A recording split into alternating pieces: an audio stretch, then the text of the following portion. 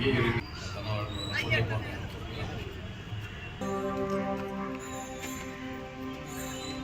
பாதை நிலையினராகிய அனைவரோடும் உமது திரு அவை நீர் இவ்வுலகிலிருந்து உம்மிடம் அழைத்து கொண்ட இந்த கல்லறை நிலை வாழ்வில் பங்கு கொள்ளும் தகுதி பெற்று உன் திருமகன் இயேசு கிறிஸ்து தெரிவித்துக் கொள்கிறோம். முதல்ல இன்ட்ரோடியூஸ் நாங்கள் எங்கள் தாத்தாவோட கல்லறைக்காக கல்லறை திருவிழாக்கு வந்திருக்கோம். எவ்ரி இயர் எங்களுக்கு அவர்கிட்ட இருந்து ஒரு கால் வந்துக்கிட்டே இருக்கும். அவர் பார்க்கறதுக்காக தான் நாங்கள் இப்போ வந்திருக்கோம்.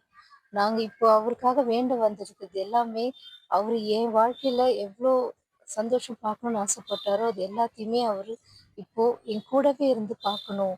அது எல்லாத்தையும் அவர்கிட்ட சொல்லி அவர்கிட்ட ஆசீர்வாதம் வாங்கி அவர் நினைச்சதெல்லாம் நல்லபடியாக நடக்கணும் எங்கள் வாழ்க்கையில அப்படின்னு கேட்டு மன்றாடி வேண்டிக்கிட்டு தான் வந்திருக்கோம். எங்கள் மன திருப்தி முழுக்க நாங்கள் அவர்கிட்ட எல்லாத்தையும் பேசிட்டோம். இந்த வாய்ப்பு எங்களுக்கு கடவுள் ஏற்படுத்தி கொடுத்த இந்த நாளுக்கு ரொம்ப மிகுந்த சந்தோஷமா இருக்கு. ரொம்ப நன்றி. நான் வந்து ஒரு ஆர்ஃபனேஜ் லேடி. எனக்கு ஹஸ்பண்டும் கிடையாது. ஆனால் கல்லறை திருவிழாங்கிறதும் போது இறந்தவங்களுக்காக அவங்களுக்கு ஒரு வழிபட்டுருந்தா முன்னோர்களுக்கு. ஆனால் எனக்கு அப்படி யாரும் இல்லை. ஆனாலும் என் பிள்ளைங்கள 3 பொம்பளை பிள்ளைங்க என் பிள்ளைங்கள படித்து ஆளாக்கிக்கிறாங்க அவங்க. அப்போ அவங்க நமக்கு சொந்தம் தானே, நமக்கு யார் இவ்வளோ பிள்ளைங்களை இந்த அளவுக்கு ஆட்டிக்கிறாங்க, வளர்த்து வச்சுக்கிறாங்க, பெரிய லெவலில் இருக்கிறாங்க. அவங்க நன்றி கண்ணா தான் நான் வருஷம் வருவேங்க. வருஷம் நான் கல்லறை திருவிழாக்கு நான் வந்துடுவேன். நான் அனாதிங்கிற ஃபீல்டே எனக்கு இல்லை. எமிலி அப்பா, அவங்க பேர் வந்து எமிலி அப்பா. அவங்க தான் என் பிள்ளைங்களை படிக்க வச்சாங்க. அவங்க ஸ்கூல் ஃபீஸ் எல்லாம் அவங்க தான் கட்டுவாங்க. அப்புறம் ஒரு பொண்ணு வந்து அங்கேயே தங்கி அவங்க பார்த்துக்கிறாங்க, எல்லா செலவும் அவங்க பார்த்துக்கிறாங்க. அது இல்லாமல் நமக்கு உடம்பு சரியினாலும் எனக்கு உடம்பு சரியினாலும் பிள்ளைங்க அவங்க பார்த்துக்குவாங்க. வீடு ஆல்ட்ரேஷன் மாதிரி கட்டுறதுக்கும் இப்போ கொஞ்சம் உதவி பண்ணியிருக்கிறாங்க.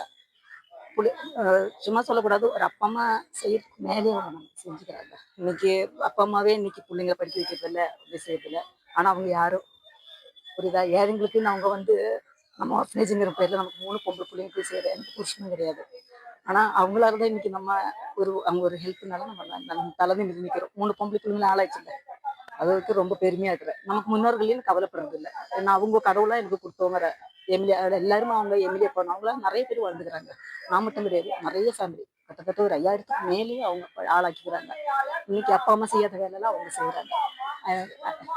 ரொம்ப நன்றிங்க.